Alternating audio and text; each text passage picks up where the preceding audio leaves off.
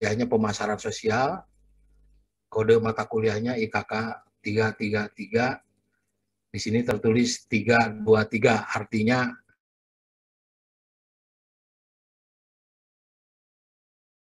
kemudian praktikum 3 SKS. Kuliah 2 SKS itu setara dengan 100 menit ya, 2 kali 50 menit hari ini. Jadi dari jam 7.30 sampai jam 9.10 lewat 10. Sedangkan praktikum itu 3 SKS setara dengan 3 jam. Menit. Jadi praktikum akan 180 menit. Ini akan hanya 100 menit. Baik, ini tadi contoh salah satu contoh buku yang kita pakai. Nah, ini tim pengajarnya, penanggung jawab mata kuliah sekaligus koordinator adalah saya sendiri, Muhammad Jamjim Jamaluddin. Kemudian tim teachingnya,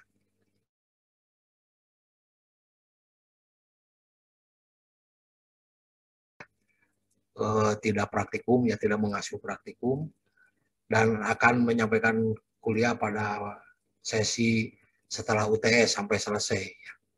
Kemudian ada Dr. Insinyur Irni Rahmayani Johan sebagai tim teaching juga.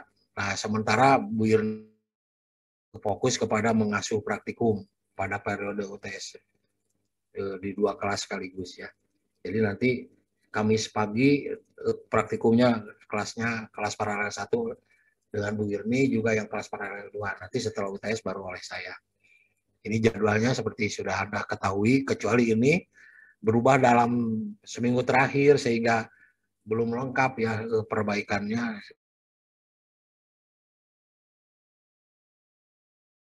Dan departemen ya, dalam hal ini Bu Afia dan Bu Irni, ada masalah untuk mahasiswa IKK kelompok 55, sehingga akhirnya Pemsos dipindahkan dari Kamis pagi ke Senin. Nah, ini deskripsi mata kuliahnya ya. Kita akan mempelajari permasalahan sosial yang berkembang di masyarakat, ya. Peran sosial, kemudian berbagai strategi kampanye untuk perubahan sosial, faktor-faktor yang mempengaruhi keberhasilan strategi kampanye untuk perubahan sosial, ya. Kemudian prinsip, strategi, dan teknik pemasaran sosial yang meliputi 4 unsur utama, atau ini dari Kotler disebut 4P ya, yakni P pertama produk,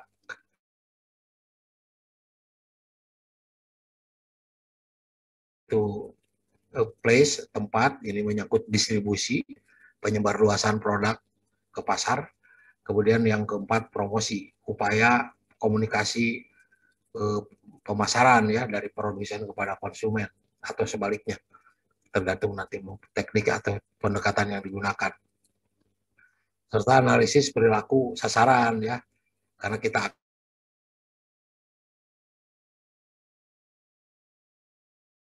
apa saja yang menghambat kemungkinan perubahan, yang mendukung kemungkinan terjadinya perubahan gitu ya. Ini deskripsi singkat, kemudian ini learning outcome-nya. Jadi setelah mengikuti mata kuliah Pemsos ini, mahasiswa mampu menganalisis berbagai permasalahan sosial yang berkembang di masyarakat dan bisa ditanggulangi dengan pemasaran sosial ya. Maksudnya seperti banjir, tanah longsor kan gitu ya, kemiskinan, kerusakan lingkungan. Nah, tapi mana yang bisa ditanggulangi oleh pemasaran sosial gitu. Karena ada upaya-upaya khusus yang harus dipakai. Misalnya untuk menanggulangi longsor itu nggak bisa dengan disuruh, dengan diberikan penyuluhan, pendidikan atau edukasi atau bahkan pemasaran sosial.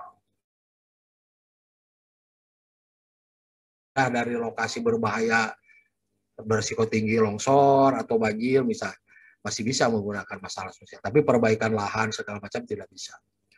Kemudian mahasiswa mampu menerapkan berbagai teori, prinsip, teknik, dan komersial marketing ya dalam pemasaran sosial.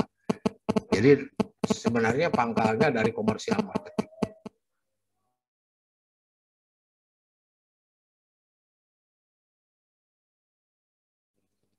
Tujuan akhirnya ini.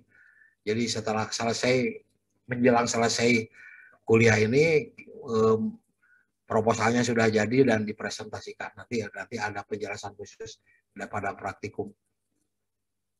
Nah, untuk pertemuan hari ini, mahasiswa menerapkan kontrak perkuliahan dengan baik. Ada beberapa tata tertib yang Anda bisa membacanya juga di course, cuman ada beberapa hal yang belum diedit di course itu. Termasuk nanti bagian penting tentang kuis yang belum dimuat waktu itu. Kuliah akan diselenggarakan secara daring, sinkronus, dan juga mungkin asinkronus ya. Tapi sementara ini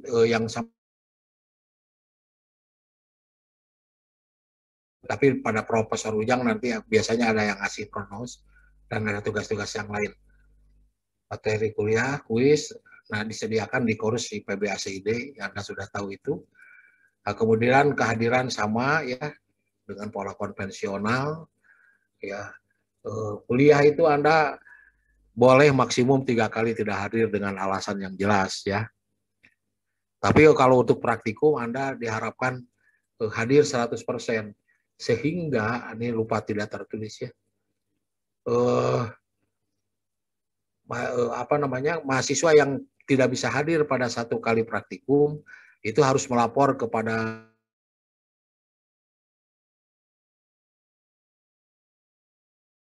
supaya Anda dianggap hadir diberi tugas pengganti terkait dengan materi yang disampaikan baik dalam kuliah maupun praktikum. Jadi harus ada penggantinya dalam bentuk tugas yang harus disubmit mungkin dalam waktu yang tidak jauh dari ketidakhadiran Anda. Misalnya tidak hadir minggu ke-5 ya di minggu ke-6 atau paling lambat minggu ke-7, bukan di akhir semester ya. Penggantinya harus sudah ditambahkan supaya Anda tidak masalah dengan kehadiran dan ujian. Sama kemudian menggunakan Zoom ya. Mahasiswa boleh mematikan video dan audio ya, kecuali pada saat bertanya atau menjawab ya. Bisa saja Anda dipanggil oleh saya atau oleh yang lain. Nah, pada saat itu phone dan juga videonya. Tapi kalau sementara menyimak silahkan gitu ya. Asal jangan dimatikan pura-pura menyimak ternyata Andanya ke pasar belanja atau mengerjakan hal yang lain. Ketika kuliah sudah bubar, Anda masih bertengger aja sendirian di situ. Sudah ada yang terjadi begitu ya. Jangan pakai kaos oblong ya pada saat kuliah, tapi pakai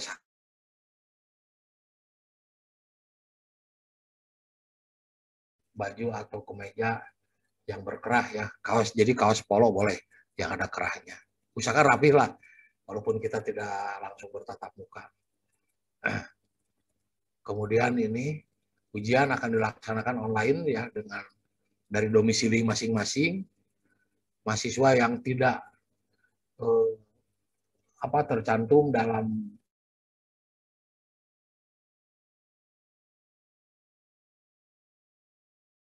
hadirannya menjelang ini itu akan terkena cekal, tidak boleh karena nama Anda tidak akan tercantum di dalam daftar. Kehadiran dalam perkuliahan ini boleh ini peserta mengisi daftar hadir ujian di IPB mobile ya. Ujian susulan hanya diberikan sekali ya Sabtu di mana jadwal dijadwalkan. Jadi kalau misalnya ujian kita hari Kamis, maka ujian susulan itu pada hari Sabtu di depannya, bukan pada minggu berikutnya. Kemudian ketidakhadiran Anda pada ujian, misalnya tapi masih aja bentrok, terutama kalau Anda supporting course gitu, itu biasanya ada bentrok dengan kuliah mayor. Nah, mahasiswa boleh mendahulukan kuliah mayornya dengan keterangan dari departemen ya untuk supaya bisa diberikan ujian susulan. Kemudian peserta ujian susulan harus membawa surat keterangan dari ketua departemen masing-masing. Oke, nah ini ke kuis barusan saya ketikkan karena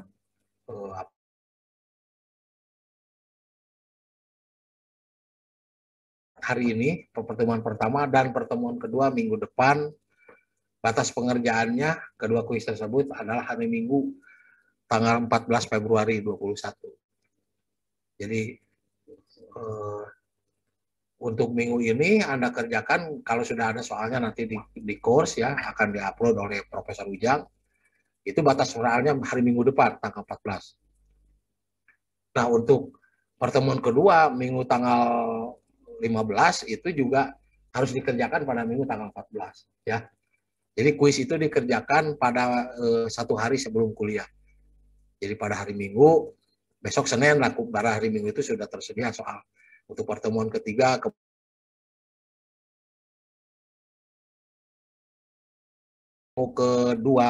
minggu pertemuan kedua itu di minggu ke-14 ya. Jadi dengan harapan ini merupakan suatu pola pembelajaran, teknik pembelajaran. Jadi sebelum Anda masuk ke ruang kuliah, dalam hal ini lewat daring Zoom, hari Seninnya Anda sudah menyiapkan dengan mengisi kuisnya. Paling tidak ada upaya lah untuk membaca sedikit dari bahan yang akan disampaikan, supaya tidak selalu saya aja yang berbicara, tapi juga mahasiswa bisa menyampaikan input. Jadi untuk pertemuan ketiga dan selanjutnya, batas mengerjakannya setiap hari Minggu.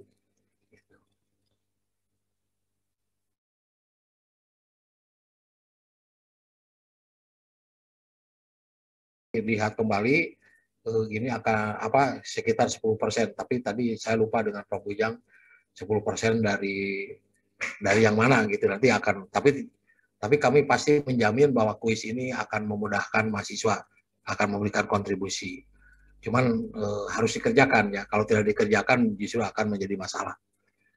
Nah, selain itu Anda perlu menyadari juga ada tugas-tugas individu atau kelompok ya pada saat sinkronus di kuliah Zoom, atau pada asinkronus pada praktikum minggu kedua dan minggu ketiga Anda harus sudah presentasi materi yang nanti akan ditentukan oleh Dr. Irni ya di kelas praktikum siang hari Kamis. Baik, tapi pada prinsipnya kita tidak akan merugikan mahasiswa, bahkan di mata kuliah lain termasuk yang saya asuh ini juga asalnya seperti itu. Tapi pada prinsipnya beginilah, kalau UTS atau UAS itu kemudian nilainya tidak terlalu bagus, maka sumbangannya akan diperbesar gitu, sehingga kontribusi bagi mahasiswa akan menjadi lebih besar. Yang lainnya akan berubah gitu kan, tapi tetap 100% gitu.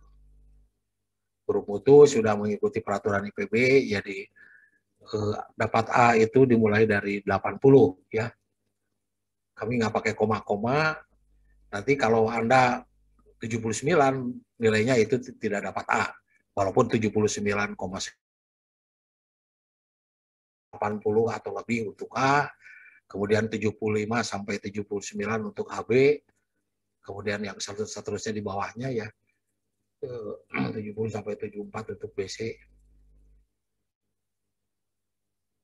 Sorry, ABB untuk B ya, maaf. BC dan C nanti akan dilihat. Tidak ada ujian remedial, tidak ada ujian perbaikan. Yang ada tuh ujian susulan saja. Kalau ujian remedial kan Anda ujian, ternyata nilainya jeblok, kurang bagus, Anda diberi ujian ulangan gitu ya. Nah ini tidak ada. Mata kuliah ini disertai dengan praktikum, sehingga kekurangan nilai dari kuliah mudah-mudahan bisa ditambah dengan tugas-tugas terstruktur termasuk praktikum. Ini beberapa buku yang bisa dipakai ya. Buku bacaan, sudah banyak koleksi yang terbaru, Anda bisa mencarinya. Bahkan nanti dari Profesor Ujang biasanya ada buku-buku e-book ya, yang beliau share, yang ada linknya bisa Anda akses. Ini nah ini outline ya, outline dari atau silabus per pertemuan gitu ya. Hari ini kita berbicara tentang kontrak kuliah dan pendahuluan, Kemudian nanti pada minggu depan kita akan berbicara tentang masalah ya.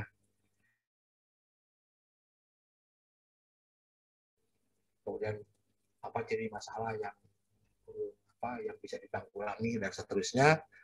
Pada minggu ketiga ini tentang unsur-unsur manajemen ya dalam pemasaran sosial. Kemudian tentang proses adopsi, strategi produk sosial dan seterusnya ya. Nanti Anda bisa membaca di dalam course yang disediakan. Termasuk nanti proses komunikasi terpadu dalam kegiatan pemasaran, seperti dalam iklan, mungkin juga ada produsen oleh para pemasar gitu. Kemudian iklan perubahan sosial ya, dan ini yang jadi tugasnya tidak hanya ini tidak hanya membuat video, tapi juga termasuk yang ini minggu ke-11 ini, minggu ke-12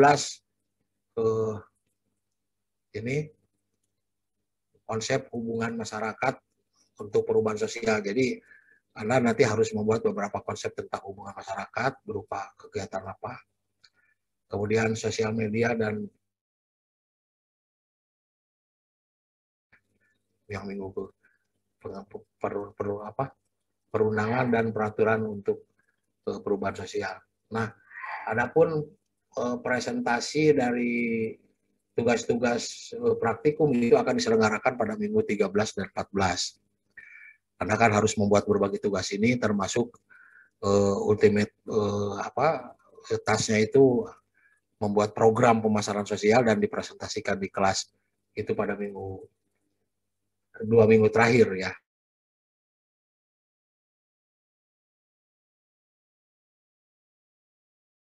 Jadi kelas paralel 1 ada 8 kelompok, kelas paralel 2 ada 8 kelompok. Kenapa demikian? Karena sekarang kita berusaha menyampaikan materi perkuliahan dalam semua mata kuliah itu dengan kerangka SDGs ya. Kan tujuan SDGs itu ada 16 ya. Sustainable akan membagi kelompok 1 membahas apa yang berkaitan dengan tujuan dalam itu Sustainable Development Goals yang 16 gitu. Baik, ada pertanyaan mengenai kontrak kuliah silahkan. Langsung saja. Kalau perlu Anda menulis di dalam chat, Anda tulis. Kalau tidak, langsung juga di sini. Sebelum saya melanjutkan dengan materi kuliah pertama ini, pendahuluan.